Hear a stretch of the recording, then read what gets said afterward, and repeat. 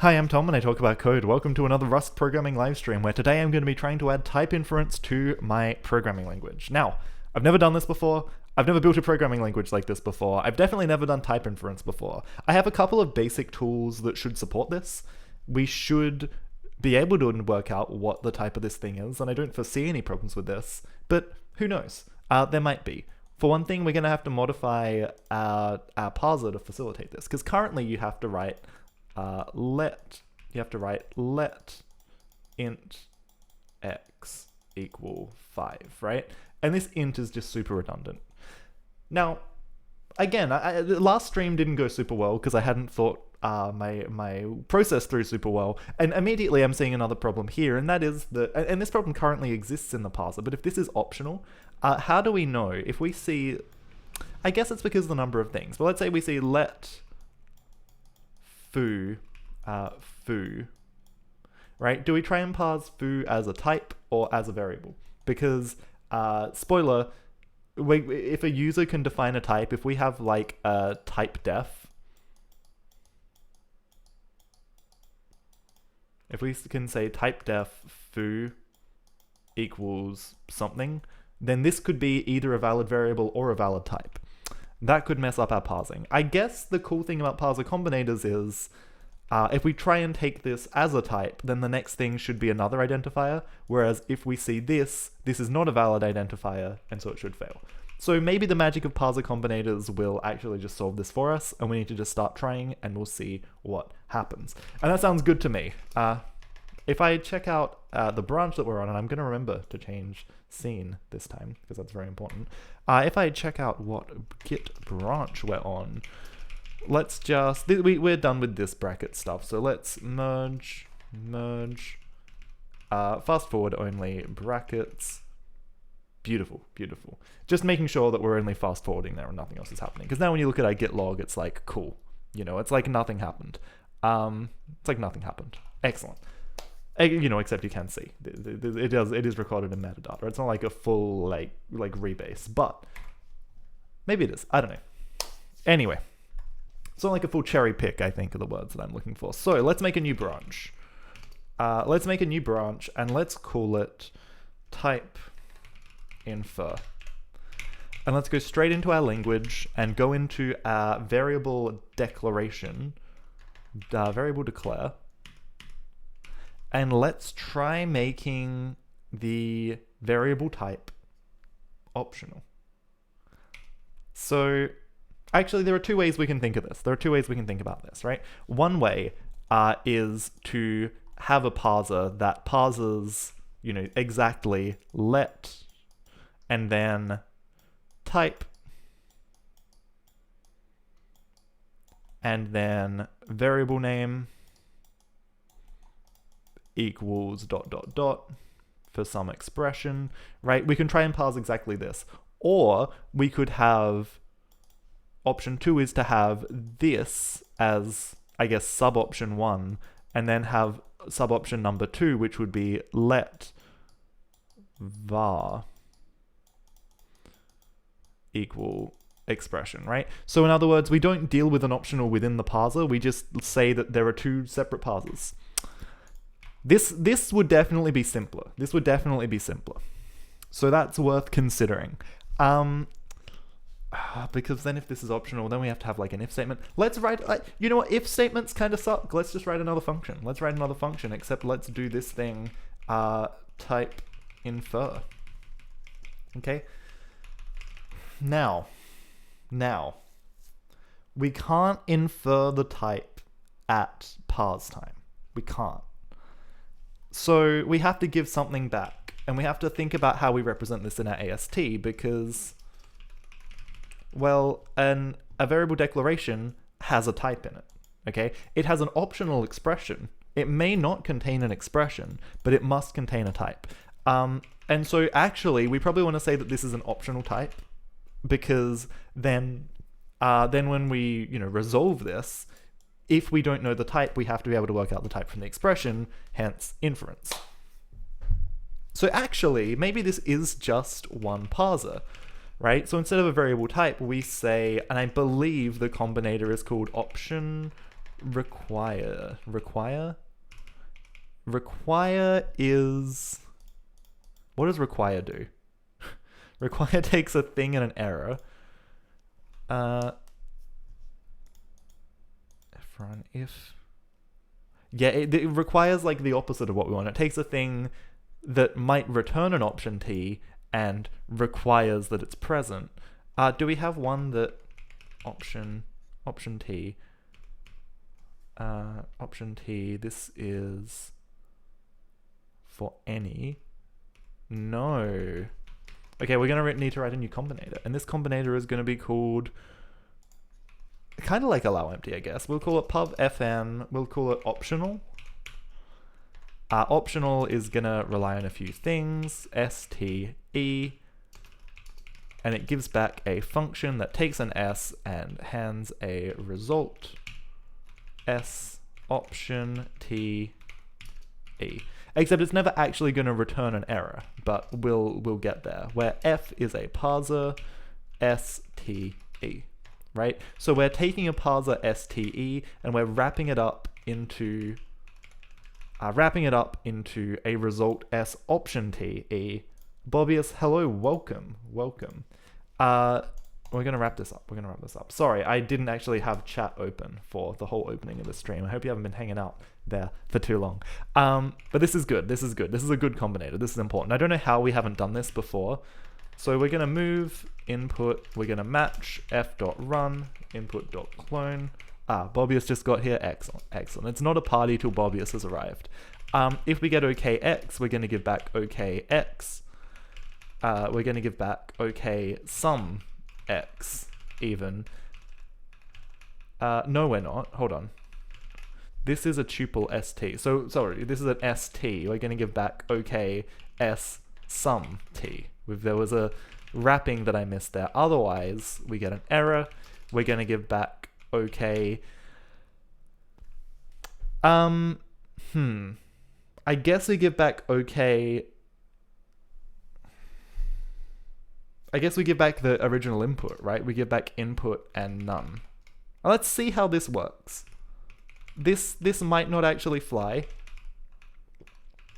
I'm not sure about giving back the input because we might end up in an infinite loop in some cases if we're trying to do this like inside a loop, potentially. There might be a degenerate case here, but we'll try. We'll see what happens if I just say naively optional. Parse type is optional. What happens if I build this right now? Well, obviously some stuff is going to break. Add a parameter list. Yes, it helps if your function takes arguments. That's pretty good advice in general. Usually your function should have should at least, even if they don't take arguments, they probably need the brackets. That's good advice. Similar name type parameter e. There's no f. That's because I didn't put f in the signature. That makes sense. Beautiful. I like it when your errors make sense. That's better than when they don't make sense. Okay, now we need an extra variant of this. Giving back input without consuming anything sounds dangerous. Yes. If you've done parser combinators before, that should be like a cavalcade of red flags right there. Okay, so we're gonna further break this down. If we have a type present, then we're gonna include the type. If we don't have a type present, then we're not gonna include the type. It's pretty clever, really, if you think about it. And then this... Now this is interesting, right? Because what is x if we don't specify a type? What do we do here, right? Let x. Is this valid? This probably shouldn't be valid. We probably shouldn't have a case. Like, this should probably blow up. You shouldn't be allowed to not have an expression and not have a type because, like what does this mean? What does this mean? So right now we're just going to print that out because that's all we need to think about here. Now, this is more interesting. So when we declare t, if t is something, then we want to type check. And in fact, so if t dot is some, then we want to do this type checking. Otherwise, we probably want to. Otherwise, we want to infer the type from the type of the expression. So let's maybe say let. Can we return from inside a let expression? Does that make sense? Can we say let var type equal? So if a type is provided, then we cast the type from an AST type into a compile type. These are essentially the same things, they just live in different modules and we have to convert between them for fun reasons. If we can't assign from the type of the expression to this type, then that's an error. Otherwise, it's just the value of the type, it's just the type of the expression. Okay, now this is var type. And then we move out TT. Make B. Yes, that needs a semicolon, of course. This might have some issues, except I don't think it does. 117 T. Oh, hold on. If let some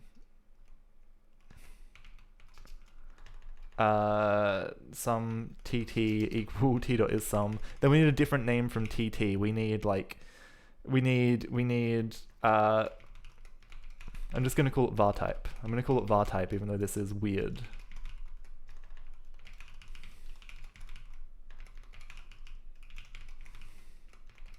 Because now we have the same name in two different scopes, and they're kind of playing off each other. If that's sum, and then I'm doing too many things. Okay, this is kind of good. Not going with TTT. You can't just keep stacking single letters on top of each other. You can't do it. They can't let him keep getting away with this. Okay, whoa. Into is not implemented. What is that saying?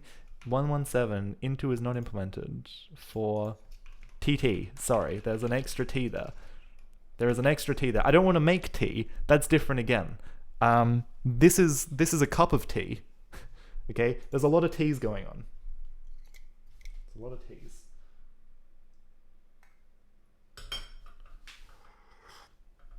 It really did make me want to drink. That was a bad joke, but it was hard to not reach over and take a drink while I was saying all that. Okay, define local t.into. So, now, this is probably where we throw an error, right? Where we say if t dot is none, then we want to say, hey, return a compiler error, and we want our own error type for this. We want to go into error, and we want to make an error type that says variable, maybe untyped variable declaration with the name of the variable, or something like that, right? Invalid untyped variable declaration.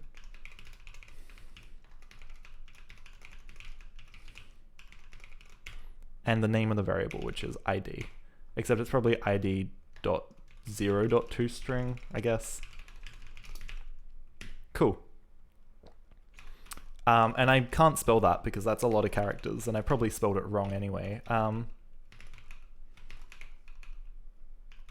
hate not being able to paste in the right place in Vim.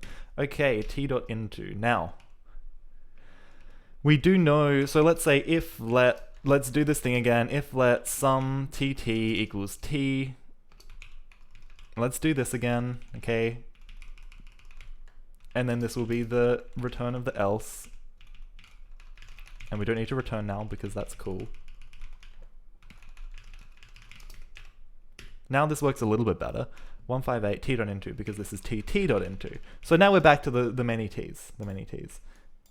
You're out of T at the moment. That's a disaster. That's one of the worst things probably that can happen to a person, is being out of T.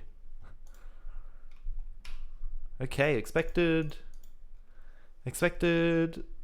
Yeah, because I have to return. Because this, as much as I want this to be a nice, just passing values up the chain, that's actually not how this block of code works. Cool, so we build that, and now our tests will all still pass, of course. Our tests will all still pass.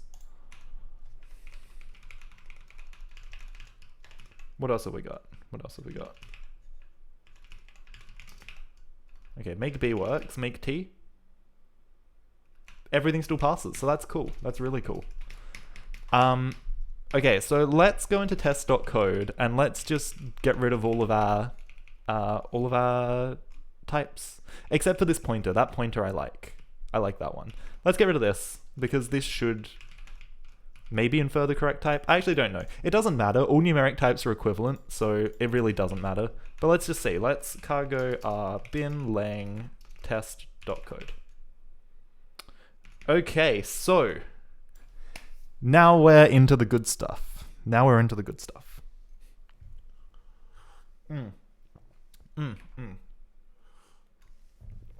Yeah, this is the stuff. Okay, this is the error we want to see. This is, oh boy. So this is kind of what I started drawing, except it's not as bad as it appears on first glance. It's not as bad as it appears at first glance, right? This is kind of like this problem that I started drawing, however long ago, right? The start of the string. So the problem is, if we look at our language, right? If I search for panic, I thought there was a panic. It's a to-do, isn't it? Yeah, there's a to-do in here.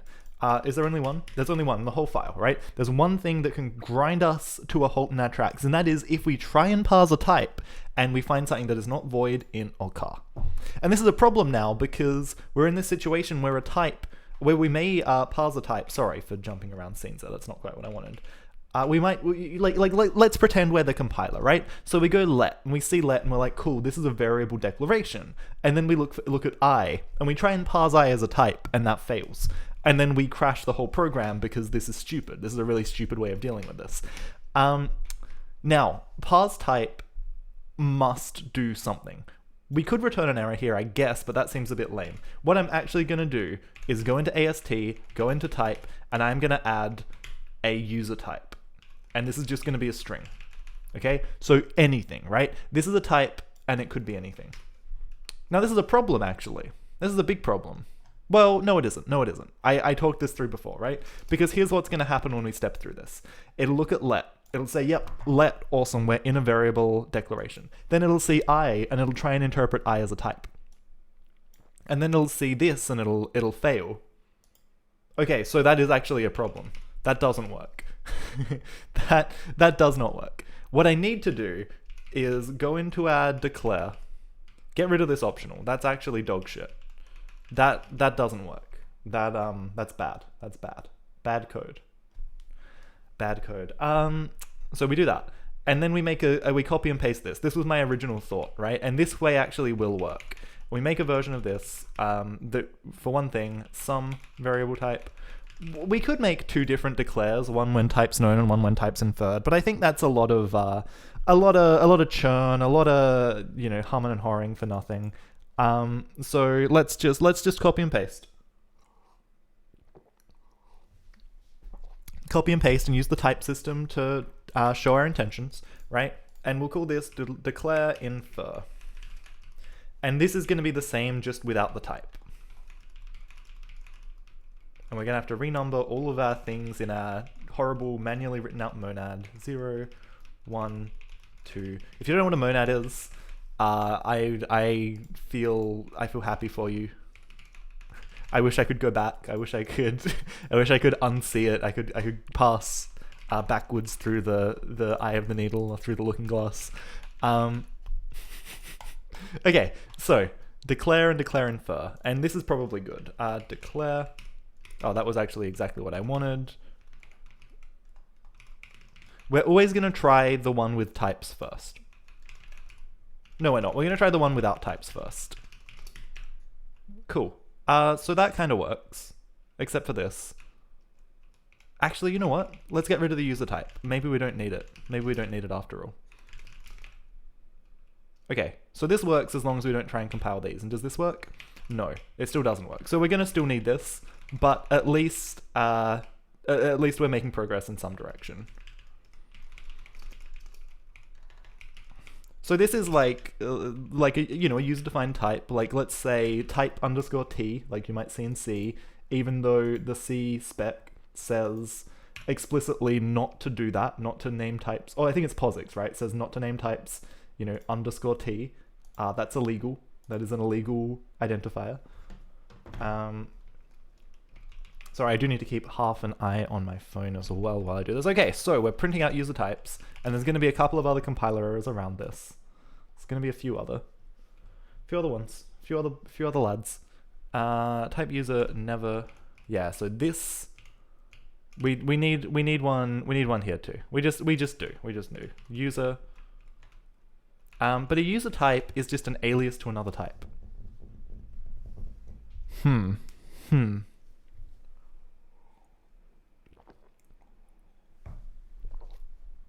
By this point in compilation, have we resolved all of our user types? Probably. No. Yes, no, because we do all our top level things first, and types will be defined. That will be a top level definition. So by the point we're compiling our program, all of our types should be resolvable. So we should be able to take a user type and resolve it into another type. Now, this is where we put our to-do. This is where we say no, that's fine. Sorry, this conversion is where we say AST type user. We say to do unimplemented user types, and then the name of the type as well. And that's not how you spell an unimplemented. I think that's the right number of letters. Bobius says, what is a monad? A miserable pile of secrets. I mean, it is also just, you know, a monoid in a category of endofunctors, but I guess that works too. I guess that makes sense too. Okay, so this is good, right? Because, well, except for the fact that we're still going to crash. Okay, if I run this, we're still going to crash because I didn't actually fix the issue. Okay, so it's good except for the fact I didn't fix the issue. If I come in here and we just say S, now we can just map this into AST type user S, okay? And we need to probably take ownership of this somehow, right? Because it's a ref. But we can say that this is a user type, and this is good because now we can parse it, and we just pass the parsing on to the next layer of no, this isn't actually supported yet. So that's cool. So we can parse this. And believe it or not, there's actually still a compiler error in here from when I was testing out our errors, and it reported that error at exactly the correct place. Okay, unknown, return A. Oh yeah, well, here's another problem. We don't need the semicolon after a while loop anymore, which is kind of good. And this compiles into a valid program. Amazing. Castlevania reference also came to mind, so you went with that run. Yeah, Castlevania reference is always solid. I'm never going to fault you for a Castlevania reference. Cool, that's really good. That's good. This is looking like a real code now. Look at this. This is like a few minor tweaks, right? Getting rid of semicolons from the end of while loops and getting rid of types when they aren't necessary.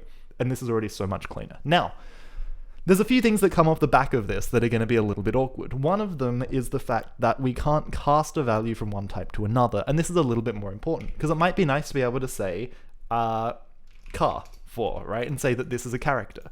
Now, this is a bit of a trivial example, but we might want to enforce this on the right-hand side, because as it stands, if we say this, this will fail, right? So what I'm getting at is there are differences between having a car and having an int on the right-hand side, like, you know, having the type evaluate to something else. Now, the problem with casts is sometimes they happen at compile time, sometimes they factor away to nothing, and it just tells the type system that everything's cool and okay. Sometimes they happen at runtime, like if we're converting an int to a car, we need to actually do something to manage that conversion. And that's kind of hard, and that's kind of very hard. So casts become their own part of expression land, and they become a very special kind of expression, I guess.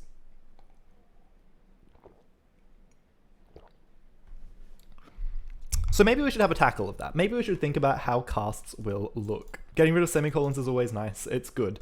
You know, I'm not going to take it to the extreme. I don't want to become Python, but it's a good start. It's a good start. Okay, so Actually, I mean, there's two things on my mind right now that would be good, right? And I'm kind of weighing them up with equal priority. One is that it would be nice to be able to say 49152. One is that it would be nice to say 0xC000, right? That would be good. That would be insanely good. Because having to write out my addresses in decimal kind of stinks. It's not ideal. So maybe that would be fun to tackle. Maybe we'll just see if we can do a cheeky commit that will tackle that. Maybe first as well, let's just go into our tests, loops, and I'm just going to do a similar thing here. I'm just going to get rid of some types, right? Because the language should deal with this. We need some tests that have them, and we need some tests that don't. Int b, blah, blah, blah, blah. Int a, int c, int b, int. Cool. And that still passes. Excellent. Oh, actually, you know what? I'm actually going to go into combinator, and I'm going to get rid of optional, because that is, funnily enough, optional was the whole time actually optional. We did not need optional. We're going to cargo format. We're going to cargo... we're going to make Clippy, actually. We'll do it in Vim, so we get all these nice things here. Nice. And we get this cool suggestion, which... I don't know why it hasn't suggested that before, because, well, like, nothing's really changed, but that's okay. So what changed in between those? We got rid of optional. Apparently I deleted a new line, which was kind of bad. What else happened? This went onto a new line, which is good. Some tabbing. That's weird that I hadn't picked that up before, because that actually hasn't changed. This line got cleaned up. Nice. Alright, so let's commit that. Lang types in declaration optional infer where possible. Screw it. I'll have a long commit message. That's okay. You're amazed you hardly notice movement between languages that require or don't require semicolons. I think the semicolons are just kind of background noise, right? I think they really don't matter. Like, they just separate statements. When you write Python, you still separate statements in your brain. You just separate them differently on the page, if that makes sense. I don't know if that makes sense, but I think that makes sense. I think that makes sense. Cool. Okay. But yeah, it's always interesting when you move between languages. Like, it really shows that being a programmer, being a computer scientist, is about thinking in this, like, higher level. The actual syntax doesn't matter. And it's always funny when I talk to people who are learning to code. They'll be like, oh, you know, I have this problem. I'm going to write a for loop, or I'm going to write a while loop. Like, if someone's describing a problem to me, and they describe their solution and they use the word class, then I know that they're probably still quite caught up on syntax and not thinking about things in a kind of more abstract, higher level. If you're describing a solution to me and you say the word class, I'm gonna be like, I don't care what classes you write. You know, describe the concepts, describe the data flow.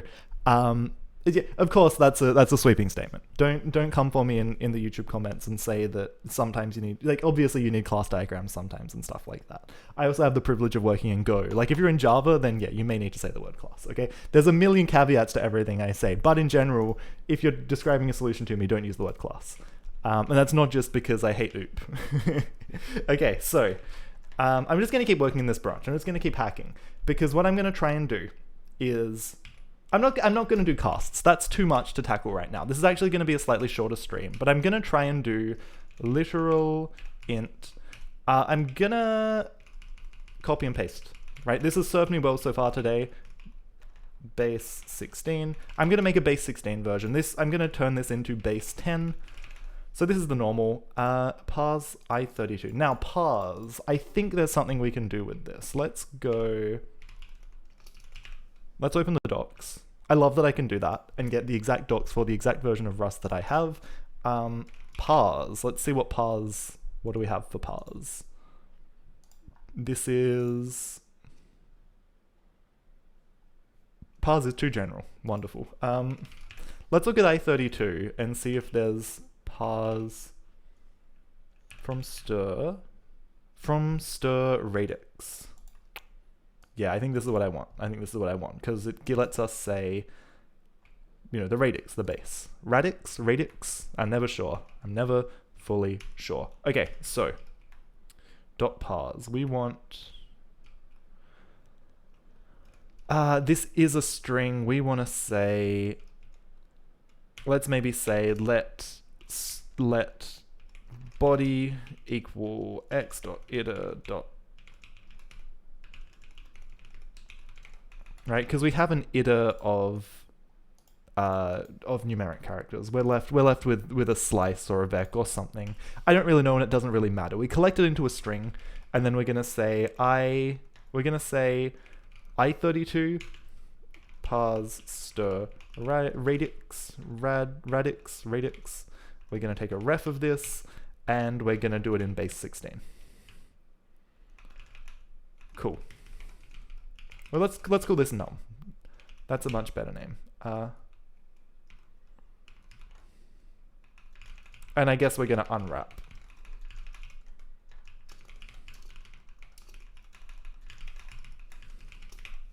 Awesome. Now we need to base 10, make a base 10 and a base 16 version of this. I32 parse stir from stir radix. That builds, that runs. Bobbius coming in with the huge save here with the IPA key. Radix? I think that's how I say that. That feels right. Radix? It's either radix or radix. That actually doesn't help. And I'm not pulling up the IPA pronunciation guide just to resolve that today. Expression literal int. So we're gonna do this. There's still an instance. Oops. Base radix. Yeah, fair. I'm never sure. These vowels are always hard, especially as an Australian. The vowels the vowels that I read and hear in my head are not the same as the IPA vowels. Okay? It's a real struggle. Being Australian sometimes, bit of a struggle.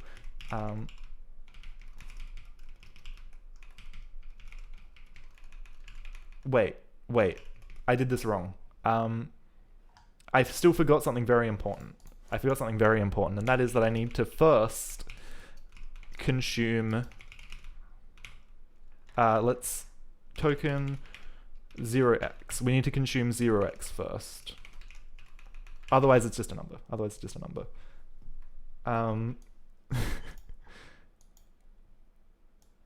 This is a great chat message. Thank you. And no, I can't do that. That was very, very unexpected. Thank you very much. Okay. Cool. So I think this is good.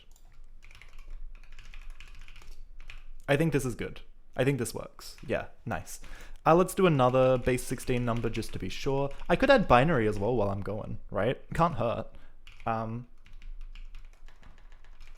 FFCO. That's a cool number. FFCO, I like it. And this, however, has a problem. And that problem is that I'm grabbing numbers. I'm grabbing numerics. So the actual characters that I need to capture... Oh dear. Yeah, dead beef would be another classic. That might be a better test, actually. Thank you. I like that number. I like that number a lot. Is that the best hexadecimal number? Perhaps. Okay. So, let's do that. Okay. I need a different... So if I look at character, is car... I can take one car. Alphanumeric. Car predicate. Maybe I need a version of is_car that takes a whole stir slice like not_car does. So I can say any character that is 0, 1, 2, 3, 4, 5, 6, 7, 8, 9, A, B, C, D, E, or F. Because I don't just want to grab everything. I want to grab something that actually will parse so this unwrap doesn't become a problem. Now, maybe I just need to deal with the fact that this unwrap could happen. Or maybe that's actually better. Maybe I just need to say match. Maybe I just need to match it. Maybe I just need to match it. If it's okay, then we're okay. Otherwise, it's an error that I don't really care about, and we're gonna say,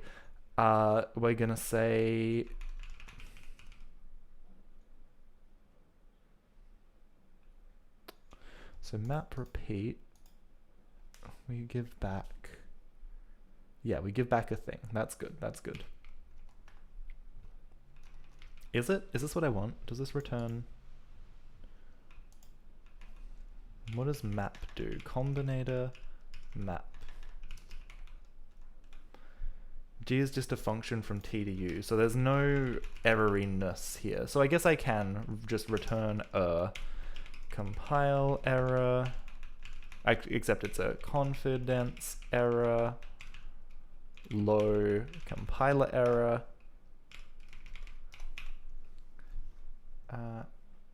Compiler error, what is this error? Unknown symbol. We'll just call it number. We'll just say number. And then the number that's actually there, number.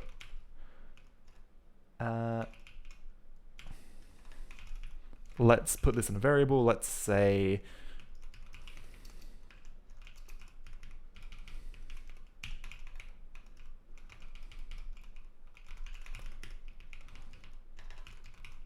right, so we'll actually put this in a variable so that we can copy it out in at error when something inevitably breaks. How does this look? Thank you. My Bobius LSP is functioning as intended. I love to see it. This is the real reason I stream, right? It's not, you know, it's not for the fame, it's not for the fortune. It's so that people, just be my LSP without having to install one. I'm sorry, what's this called? Compiler error. Language. Oh, it's not a compiler error. What am I doing? What am I doing? It's just an error. It's a different error.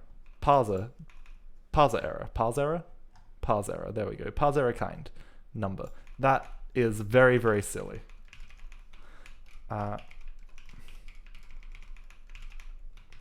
And do I have a constructor for this? I do. Parse error new. Let's actually just say input and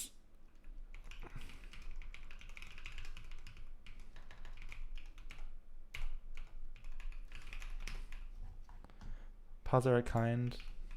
Let's say numeric. Because I don't exactly know what this is. It's probably an unexpected character, but I don't totally know. Let's just say it's something numeric.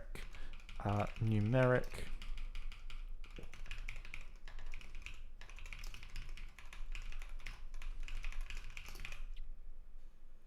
Okay.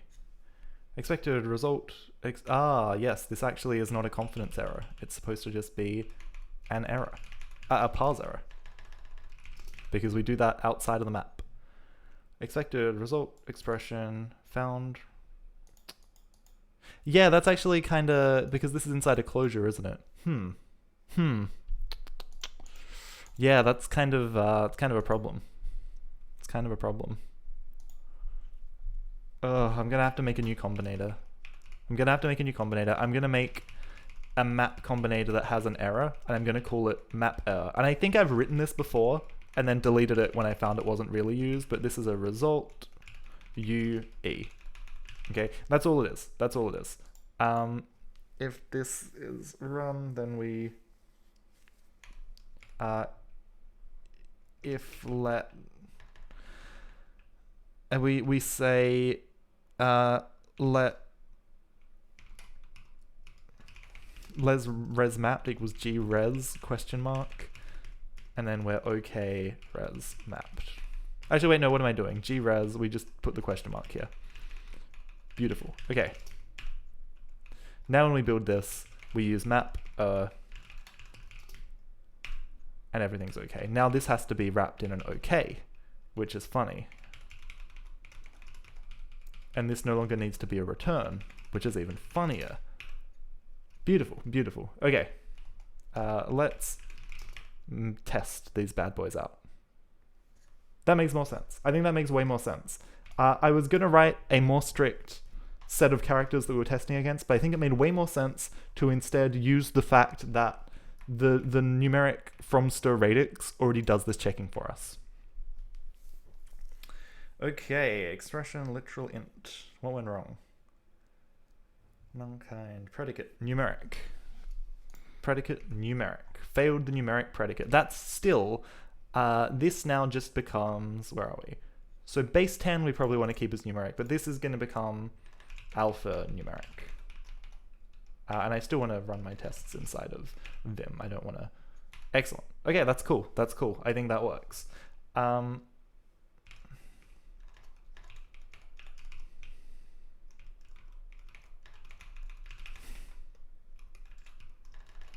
Does it work in practice? No. No, it does not.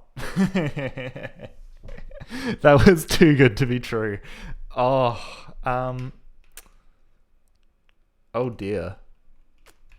Okay, well let's go to test.code, right?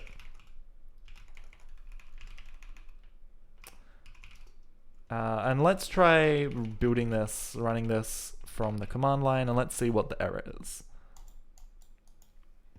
We expected a semicolon at this. Screen equals, so it's struggling with this number. It's struggling with this number. I can do this, and that's okay. I can try this. That's not okay. That really has a hard time. But one says a 0x. Ornalise, thank you very much for following. Welcome to the Fun Rust Compiler Club, where things are painful and things are slow. Oh, Bobbius has worked it out. Bobbius has cracked it. No, that's... that is in fact what I'm doing. Is it? Yeah. So stir radix doesn't want the 0x prefix. That's fine. I'm not doing that. I'm dropping the prefix before I parse it in. So S0 is gonna consume this first. So that's not the problem. Let's parse int error, I think is the error we get back from this, right? It's like, yeah, parse int error. std num parse int error. Cool. Cool. Let's go into, where is this? Is it in, it's in error, numeric.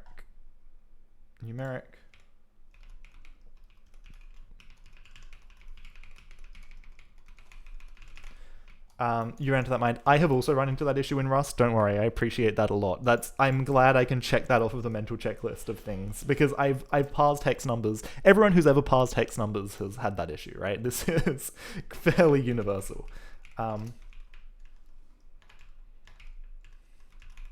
Okay, let's see if we can do this. Do we get a more interesting error? No.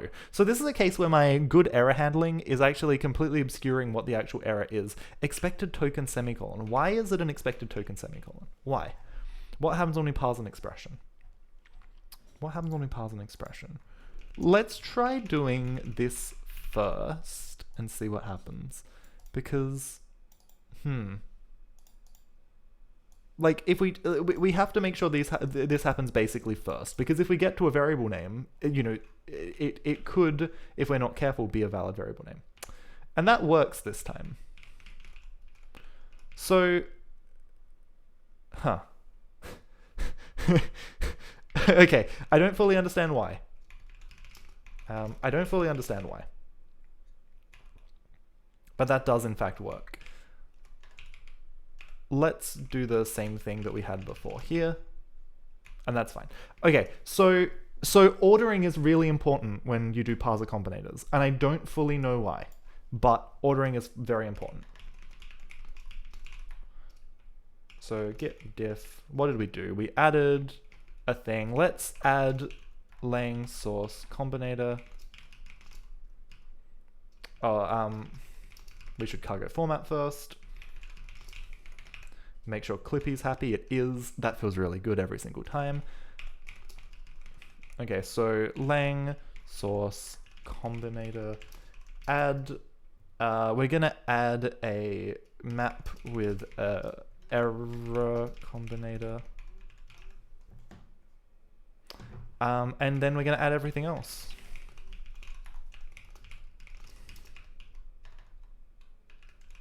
Lang add hex literals. It's really cool. I mean, hex literals are great. This is going to be a huge time saver. But unfortunately, I've got a friend coming over. We might be watching Joe Dante's Small Soldiers, which is going to be extremely fun. It's going to be extremely fun. We're going to throw some people onto a raid. I would love to have streamed longer, but sadly, life is happening today. But yeah, I'm an affiliate now, which is exciting. We're gonna throw a couple of viewers on to someone fun. Someone's putting a Yu-Gi-Oh clone in JavaScript. That sounds freaking sick. I like the sound of that. I'm tempted to just raid them right off the bat. Twitch extension. Yeah, congrats on affiliate. I qualified for affiliate back in 2019 when I was playing FPS games before this channel was called Tom Marks Talks Code. I actually had more viewers then than I have at any point as a programmer.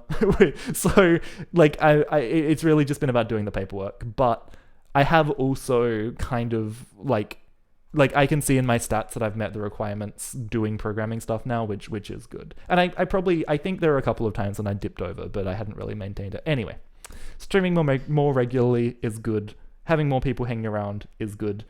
And yeah, like, I'm having fun doing it. And hopefully I can do some longer streams and more regular streams and fall into a better pattern if I can commit to actually, making a bit of money from it.